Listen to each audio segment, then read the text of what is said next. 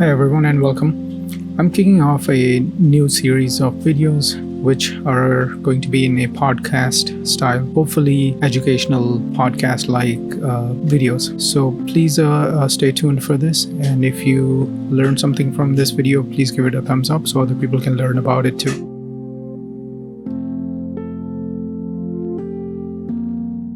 Have you ever just watched an animal and you kind of get this feeling, this sense of what they're doing? But what if we could go beyond that, just that gut feeling and actually see and measure every tiny movement, every little shift they make? That's what we're talking about today.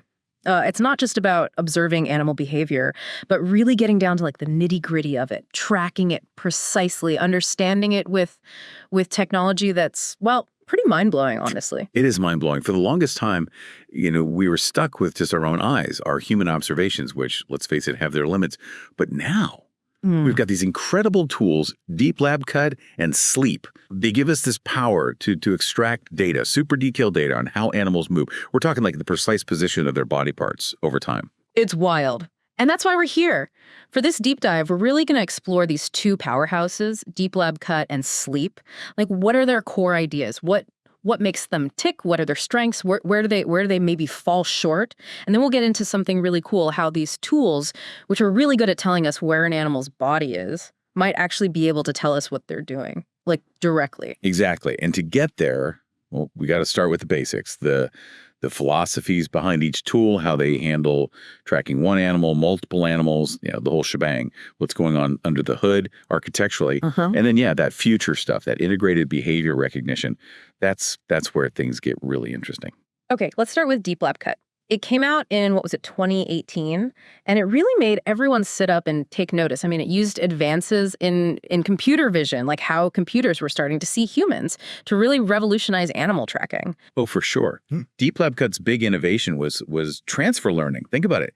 Teaching a computer to see and understand images from scratch. That takes a ton of data, tons of labeled data, and we don't necessarily have millions of videos of, every animal species just labeled and ready to go. But researchers did have these huge data sets of everyday objects, like ImageNet, to train these super deep neural networks called ResNets. And these ResNets, they learn to recognize basic features, edges, shapes, textures, the building blocks of images. So DeepLabCut basically said, hey, we don't have to reinvent the wheel here. This network already knows the basics of vision, right? Let's just give it a few animal images, maybe 100 frames or so, and tell it where the important body parts are. Right. It's like giving the computer a head start. That ResNet, it becomes a powerful feature extractor. Okay. It analyzes the animal images, picks out the important visual information, and then DeepLabCut adds these deconvolutional layers. Think of it like reversing a magnifying glass. The ResNet shrinks the image to find the features, then these layers expand it back up, creating these probability maps that show where each body part is likely to be in the original image. Pretty clever. And this approach worked really well right from the start. Oh, yeah. Early studies, they showed that DeepLabCut could be incredibly accurate, often as good as a human, and with way less labeled data. And here's the thing. It wasn't limited to just one type of animal. It worked across a bunch of different species, even in tricky conditions, like bad lighting or cluttered backgrounds. Plus, they found that training the entire network, from those pre-trained layers to the final output, that gave the best performance. Real proof that end-to-end learning was the way to go. Then in 2019, the DeepLabCut team came out with an update. And this one really focused on making the tool easier to use, right? Yeah. Bringing it to a wider audience. Absolutely. Nath and their colleagues, they really put the focus on user-friendliness. They created a Python library with GUIs, graphical user interfaces. That made it way easier for researchers to manage projects, label data, train models, look at the results, all without needing to be a deep learning expert. And I remember they also introduced active learning, which, if I remember correctly, was all about making the labeling process smarter, more efficient. Yeah. Active learning, it's all about being strategic. DeepLabCut could analyze unlabeled video, and it would actually point out the frames where it was least confident, the frames that were most confusing or challenging, and it would suggest those to the user to label. So by focusing on those tricky frames, researchers could boost the model's accuracy, but with less overall labeling effort. I like that. It's like the system is saying, hey, I'm not sure about this one. Can you help me out? Exactly. And that same update, the 2019 one, Also brought in 3D pose estimation, a big jump from just doing things in 2 dimensions. 3D, yeah, that's huge. So they were able to use multiple cameras calibrated to view the animal from different angles, and that allowed DeepLabCut to actually reconstruct the 3D coordinates of the body parts. Right, which opens up a whole new world for studying how animals move in their full 3-dimensional environment. It allows for much more detailed biomechanical analysis. Makes sense. Okay, so now fast forward to 2022, and the DeepLabCut team was taking on a new challenge, tracking multiple animals, and not just multiple animals, but animals interacting with each other. That's got to be a whole other level of complexity, right? Oh, it is. Yeah. When you've got multiple animals, it's not just about finding the body parts. You also have to figure out, okay, which parts belong to which animal. That's the assembly problem. And then keeping track of each animal over time, even if it get close, overlap, maybe even disappear for a second, that's identity tracking. That's hard. Okay, so how did they handle that? How did they deal with all those animals? They use a technique called part affinity fields, or PAFs for short. And these had already proven themselves in human pose estimation, tracking multiple people. Imagine PAFs as vector fields, right? They show the connections between pairs of body parts. So for instance, a PAF might learn that, okay, this shoulder always connects to this elbow, even if there are other shoulders and elbows around. I get it. It's like the system learns the natural connections within a body so it can put the pieces together correctly, even with a bunch of animals. Exactly. And another cool thing they did was they made DeepLabCut figure out the animal skeleton automatically. Before, you had to manually tell the system how the body parts were connected. But now DeepLabCut could learn that on its own just by looking at the labeled data. Saves a ton of time and reduces errors, especially for animals that haven't been studied as much. That's awesome. More automation, less reliance on having an expert on every single species. And what about the tracking part, keeping tabs on who's who over time? Right, so for that, DeepLabCut uses algorithms that break the video into little chunks, short, continuous tracks called tracklets, and then it uses something called global stitching to link those tracklets together, even if there are gaps or moments where an animal disappears for a second. And importantly, they also added methods to predict and keep track of the identity of each animal. So sometimes if the animals have unique markings, you can do this in a supervised way. But even if they don't, they've got these unsupervised approaches using transformers for re-identification or re-ID. Re-ID. So even if an animal disappears for a bit, the system can recognize it when it comes back. Exactly. And of course, they're always experimenting with new neural network architectures like DLCRNet to make things even better. Always innovating. So if we were to sum up DeepLabCut's core philosophy, what would you say? I'd say it's all about data efficiency and getting high accuracy. They really leverage the power of transfer learning using those big pre-trained models. And initially, their approach to multi-animal tracking was very bottom-up, finding the parts first and then putting them together. Okay, makes sense.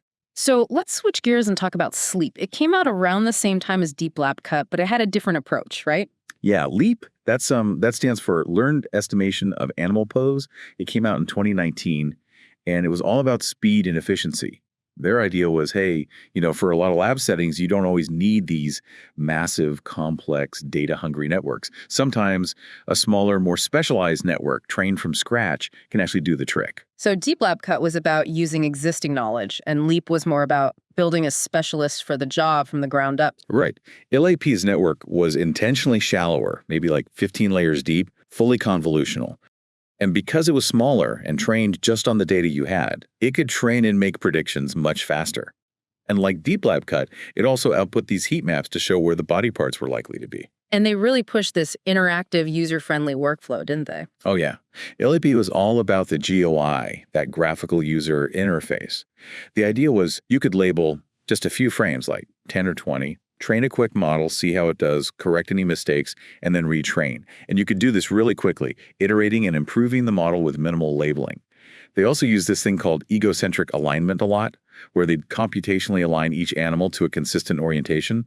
Makes the learning process a little easier. And that all led to some pretty impressive results, right? Especially in terms of speed and how little data you needed. For sure. LEAP showed you could get good accuracy with surprisingly few labels. Sometimes as little as 100 frames could get you close to the model's peak performance. And training times, often less than an hour, with predictions happening at like 185 frames per second.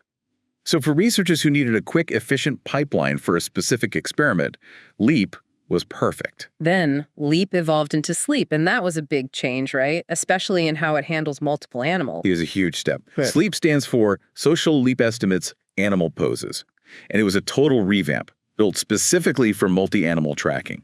The big thing was flexibility.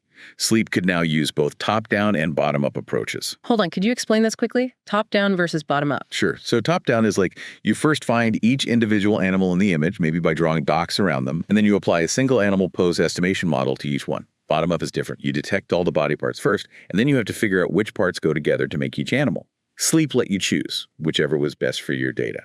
So you could tailor it to the experiment, like bottom-up might be better if the animals are really close together, and top-down might be more efficient if they're more spread out. Exactly.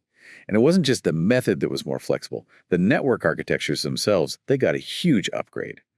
SLEEP went from one network to this architectural buffet, like they call it, with over 30 different architectures to choose from. You've got UNets, you've got standard backbones like ResNets or efficient nets, and importantly, this meant you could do transfer learning in SLEEP now. So you could use pre-trained weights, like in DeepLabCut. Right, you had the option. It wasn't the core principle, but it was there.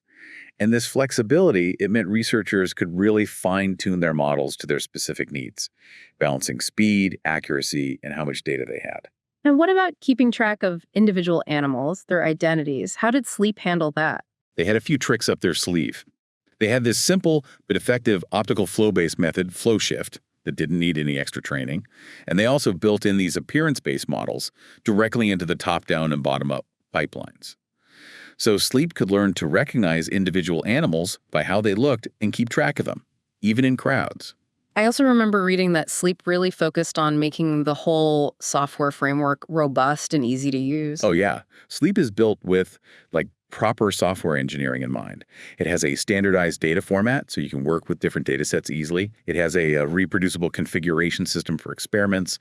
It has these great GIs that cover the whole process from labeling to training to checking the results. And they've got well-documented APIs. So if you're a developer, you can plug SLEEP into your own custom tools. And it's incredibly fast, isn't it? Even fast enough for real-time applications. Oh yeah, SLEEP is at the cutting edge of speed. It can do up to 804 frames per second on full resolution images with super low latency, like less than 3.5 milliseconds. So it's perfect for real-time stuff. And the SLEEP team has even shown this off with closed loop experiments, where they were tracking fruit flies in real time and changing their environment based on their behavior. Wow, that's some next level stuff. So summing up SLEEP's philosophy, flexibility in how you approach the problem, top-down or bottom-up, and tons of options for network architectures, and then a huge emphasis on speed, especially for real-time use, and all of that in a really solid, user-friendly software package. Exactly. Okay, so now we've got a good handle on both DeepLabCut and SLEEP. It's really interesting to compare how they started and how they've evolved. DeepLabCut, they were all about transfer learning and accuracy, even with limited data. EAP was more about speed and building specialized networks. Yeah, and it's cool how they both ended up using these heat maps or confidence maps to show the likely locations of body parts. That became the go-to method after it worked so well in human pose estimation. Right. And with multiple animals, DeepLabCut was initially focused on the bottom-up approach, with those part affinity fields and automatic skeleton detection. Later, they added top-down options. But SLEEP, they were built for multi-animal tracking from the start, offering both approaches and developing different ways to track identity within each. And their architectural paths really diverged. DeepLabCut started with ResNets, and then they gradually added more options, but they always stuck with that idea of pre-trained weights. SLEEP went from one network to this huge buffet, making transfer learning an option, not a requirement. So if we were to boil it down, what are the key differences between them now? I'd say SLEEP is all about flexibility, that architectural buffet, and blazing speed. That low latency is critical for real-time stuff. And they've got that really well-built software framework. DeepLabCut, they still shine when you don't have much data, thanks to their use of transfer learning. And they've got those really powerful tools for skeleton selection and re-identification, keeping track of individuals over time. It's like they've both learned from each other and tackled these challenges in really impressive ways. It's not about which one is better, but which one is the right tool for the job. Exactly. It depends on what you need, whether it's speed, flexibility, real-time capabilities, or that reliance on pre-trained models. Which brings us to a really interesting point. We've been talking about how amazing these tools are at telling us where an animal's body is. But if for behavioral scientists, the real question is, how do we go from that, the where, to understanding what the animal is doing, the what? That's the million-dollar question, right? We've got this incredibly detailed data, the coordinates of all these body points, but that raw data doesn't tell us if the animal is grooming, walking, exploring, or interacting socially. We need to go beyond just the movements and figure out what they mean. So right now, it's a multi-step process, right? You use DeepLabCut or SLEAP to get the pose data, and then what? Right, then you have to extract features from those pose trajectories. Things like the angles between body segments, the speed of certain body parts, the distances between points, or even more complex stuff using spectral analysis or dimensionality reduction. Then you use those features to train a separate machine learning model, like a random forest or a hidden Markov model, to actually classify the behaviors. And for that, you often need even more labeled data, where someone has gone through and labeled the behaviors. And that has some drawbacks, I imagine. Yeah, it could be a complicated pipeline. And you might lose information during that feature extraction step. Plus, labeling behavior takes a lot of time and can be subjective. It keeps the how, the pose data, kind of separate from the what, the behavior. But there's this idea of integrating behavior recognition directly into these platforms. So how would that work? One way is through multitask learning, like how DeepLabCut added those part affinity fields, or SLEAP added those classification heads for animal identity. You could add a new head to the network just for behavior classification. So a behavior head, like another set of output layers. Exactly. It would take the features the network already learned for pose estimation and use them to output probabilities for different behaviors. Yeah. So for each frame, you'd get not only the body part locations, but also maybe something like grooming, 90% probability walking, 5% resting, 3%, and so on. Very cool. But you'd need a ton of labeled data for that, right? You would. It's called dual labeling. You'd have to label both the body points and the behavior for the same frames. But then the network could learn both at the same time. And how would this work with the different approaches, top-down and bottom-up? For top-down, it's pretty straightforward. You add the behavior head to that second stage network that analyzes each individual animal. Bottom-up is trickier. Maybe you link behavior classification to the assembled pose graph. So certain configurations of body parts trigger specific behaviors. Or maybe you have a separate branch that looks at global features and combines that with the individual body part information. I've also heard about this idea of using the network's own internal representations of the pose to inform behavior classification. Yeah, that's called pose-informed behavior recognition. Instead of just using the final pose estimates, you feed those intermediate features, those feature maps from earlier layers, into a separate layer that's all about behavior. That way, you're using more of the information the network has learned. It sounds like these integrated approaches could be a lot more efficient and maybe even more accurate. Absolutely. You'd have end-to-end learning. So the network learns features that are good for both pose estimation and behavior classification, and you wouldn't need those separate models. Plus, integrated approaches might be better at capturing how behaviors unfold over time, those sequences of movements. Of course, there are challenges too, right? Of course. Labeling gets even more intense, and defining clear, distinct behavior categories could be tough. Plus, adding more tasks to the network makes it more complex. But overall, it seems like a really exciting direction. It is. DeepLabCut and SLEAP are already revolutionizing how we measure animal movement. But imagine if they could also understand the meaning behind those movements automatically. That would be a game changer. So to wrap up, it's clear that these tools have already had a huge impact. They're giving us a level of detail we never had before. And the future is even brighter. Integrating behavior detection directly into these tools could completely change how we study and understand animal behavior. It's amazing to think about. Being able to track every little movement and know what it means. How could that change your field of study? How could it change how we understand the natural world? What new questions could we ask? We've only scratched the surface here. If you're interested, we really encourage you to check out the original research papers, play with the software. It's a fascinating field that's only going to get more exciting.